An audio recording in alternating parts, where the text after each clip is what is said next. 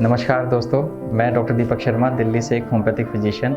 ये जो वीडियो है ये खासकर होम्योपैथिक स्टूडेंट्स के लिए है, जिनके लिए मैं कुछ बातें ज़रूर शेयर करना चाहता हूँ। मेरे पास मेरी क्लिनिक पर बहुत सारे होम्योपैथिक स्टूडेंट आते हैं जो मुझसे पढ़ने आते हैं, मुझसे सीखने आते हैं। तो जनरली जब भी मैं कभी किसी बच्चे को पढ़ाना शुरू करता हूँ तो उससे सबसे पहले इंट्रोडक्शन में पूछता हूँ और मुझे एक सबसे कॉमन एक बात नज़र में आती है, वो शायद मेरे साथ भी रही हो और ज़्यादातर सभी लोगों के साथ रहती है कि आप होम्योपैथी में आए कैसे। तो लेस देन 1% को छोड़ करके सभी लोग ये कहते हैं कि हमें सर पता नहीं था या हमें इंटरेस्ट नहीं था, हम तो तैयारी MBBS को लेकर के कर रहे थे लेकिन हमें मिल गई होम्योपैथी। मेरे साथ भी ऐसे ही हुआ।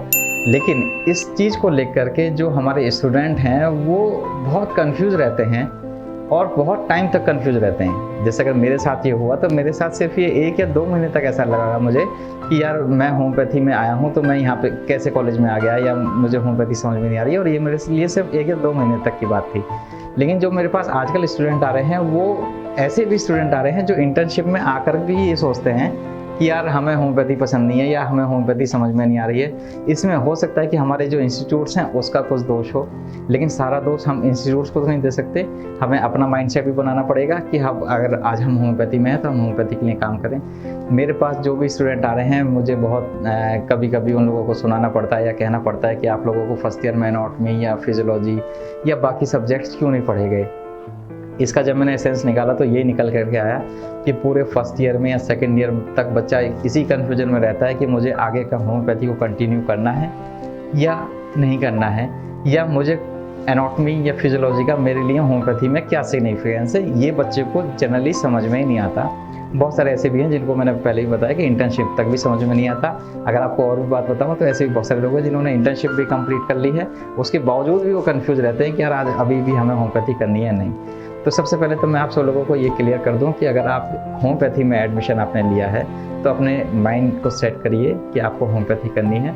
अगर आपको लगता है कि मैं होम्योपैथी में फिक्स नहीं हूँ तो आप कहीं और स्विच ओवर हो जाओ, जल्दी से स्विच ओवर हो जाओ, ताकि आप किसी दूसरे प्रोफेशन में जा करके उसको थोड़ा बढ़ा पाओ या अपने करियर को बना पाओ।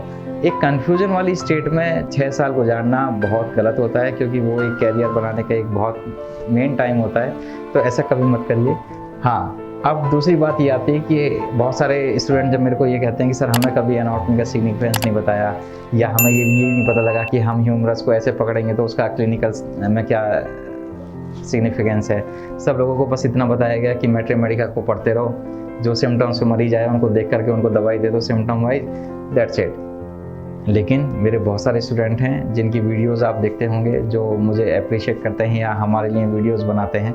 वो लोग आकर के यहाँ पे सीखते हैं तो उन लोगों को एहसास होता है कि उन्होंने जो पिछले 5 साल बिताए वो बहुत गलत तरीके से बिता दिए, जिसमें उन्होंने ना तो एनाटॉमी पढ़ी, ना फिजियोलॉजी पढ़ी, ना पैथोलॉजी पढ़ी, ना सर्जरी पढ़ी, और अगर पढ़ी तो सिर्फ एक ही चीज़ के लिए है, वो है सिर्फ एग्ज़ाम को पास करने के लिए, किसी मरीज को ठीक करने के लिए। कभी भी कोई सब्जेक्ट मेरे पास अभी तक जनरली नहीं मिले हैं। अगर वो ऐसे मिले हैं तो उसकी क्वांटिटी मेरे पास लेस देन 1% ही है। हो सकता है कि और लोग पढ़ते हों जो मेरे से कांटेक्ट ना कर पा रहे हों, लेकिन इसकी जो क्षमता है वो थोड़ी कम है।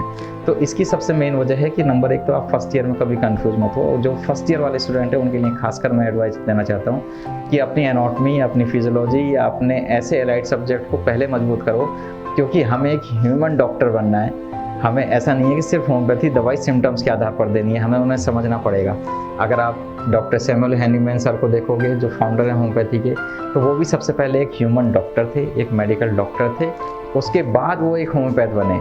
लेकिन हमारे इस सिस्टम में हम लोग क्या करते जा रहे हैं कि हम पहले एक होम्योपैथ बनने की कोशिश करते हैं और फिर बाद में हमें ध्यान आता है कि यार हम डॉक्टर तो बने नहीं।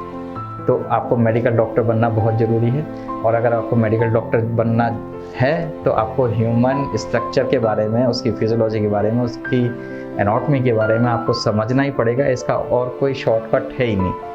अगर आप एक अच्छे होम्योपैथ बन गए लेकिन अच्छे होम मेडिकल डॉक्टर नहीं बने तो भी गड़बड़ है, और मुझे लगता है कि इसीलिए हमारी जो साइंस है वो थोड़ी थोड़ी कहीं ना कहीं किसी चीज़ को लेकर के लैग कर जाती है। तो सबसे पहले बच्चों कंफ्यूज मत हो बिल्कुल भी। अगर आपको कोई भी ऐसा लगता है कि मैं कहीं आपकी सहायता कर सकता हूं तो मुझे ज़रूर लिखें या कमेंट बॉक्स में आप कोई कमेंट कर सकते हैं। अगर आपको लगता है कि जो मैंने बोला है वो सही है तो इसको लाइक और शेयर कर सकते हैं। और ऐसी छोटी छोटी बातों को लेकर के मैं आपको और भी चीज़ें बताता रहूँगा। हमने अभी जो इंस्टीट्यूट का नाम रखा है वो orbit institute of applied homeopathy का नाम रखा है, और अगर आप चाहें तो इसमें एनरोल कर सकते हैं। इसकी जो प्रक्रिया है वो हमारी वेबसाइट पे आपको मिल जाएगी, या हमारे जो कॉन्टैक्ट नंबर्स हैं आप उन पे फ़ोन करके मुझसे पता कर सकते हैं। बहुत बहुत धन्यवाद।